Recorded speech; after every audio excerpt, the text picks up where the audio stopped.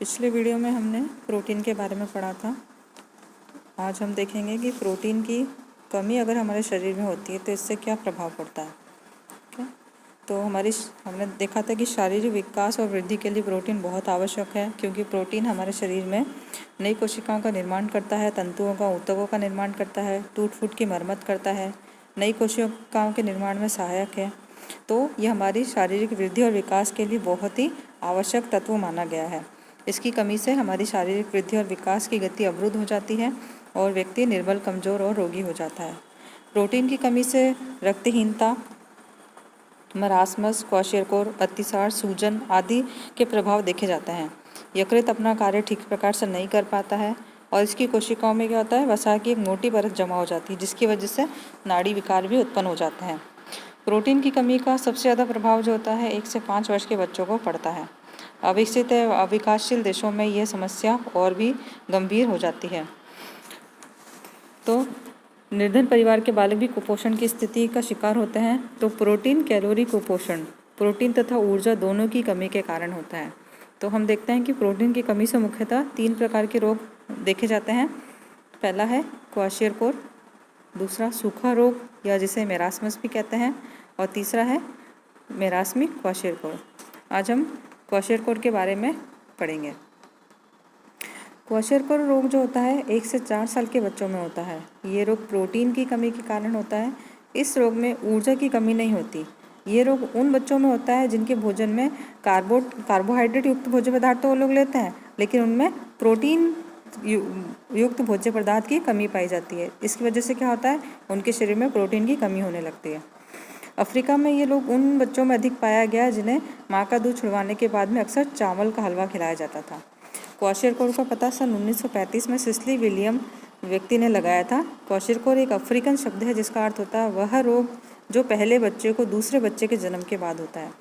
इस अवस्था में बच्चे को शुगर बेबीज़ भी कहते हैं, क्योंकि बच्चा देखने में तो उसका जो शरीर होगा वो फूला फूला नज़र आएगा, तो ऐसा लगेगा कि बच्चा तंदुरुस्त है, लेकिन असल में उसके अंदर प्रोटीन की कमी होती है।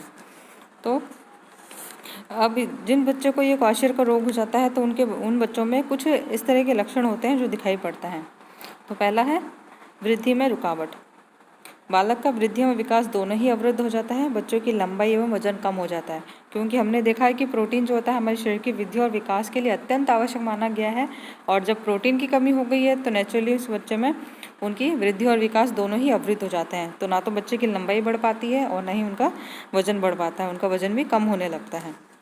दूसरा होता है सूजन, जिसे एडिमा भी कहते हैं। इससे शरीर में प्रोटीन की कमी से सूजन हो जाती है। उनका जो पूरा शरीर होता है उसमें अब फूला फूला नजर आएगा, यानी कि सूजन आ जाती है।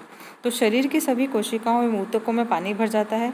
सूजन की मात्रा प्रोटीन की कमी, एल्ब्यूमिन की कमी, नमक और जल की अधिकता आदि पर निर्भर करता है।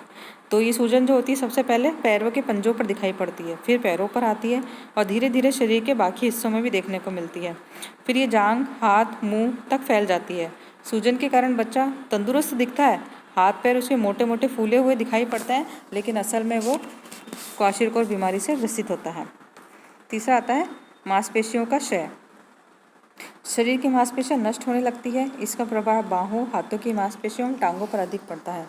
बाहें, हाथ व पैर पतले एवं कमजोर हो जाते हैं। फिर है मानसिक परिवर्तन। बच्चे के स्वभाव में उदासीनता दिखाई पड़ती है। बच्चा चिड़चिड़ा हो जाता है, बच्चा बात बात में रोने लगता है, उसका मन खेलने में नहीं होता बल्कि वह आलसी, सुस्त एवं थका थका महसूस होने लगता है। और अगर इसकी अत्यधिक तीव्रता हो जाती है तो बच्चे बिस्तर पर सुस्त पड़े रहते हैं। फिर है रक्तहीनता, एनीमिया। प्रोटीन की कमी के कारण हीमोग्लोबिन का निर्माण नहीं हो पाता है, तो उसके शरीर में खून की कमी होने लगती है, जिसे रक्तहीनता रोग कहते हैं। फिर है यकृत में वसा का जमाव। प्रोटीन की कमी के कारण क्या होता है, यकृत पर वसा का जमाव होने लगता है, जिसके कारण इसके आकार में वृद्धि हो जाती है। यकृत छूने पर कठोर महसूस होता है तथा पेनक्रियास यानी कि अग्नाशय का आकार भी छोटा हो जाता है। त्वचा पर प्रभाव। प्रोटीन की कमी से त्वचा रुष्क, शुष्क एवं कांतिहीन हो जाती है। त्वचा के रंग में परिवर्तन हो जाता है। त्वचा पर जगह जगह गहरे भूरे रंग के काले चकत्ते पड़ जाते हैं।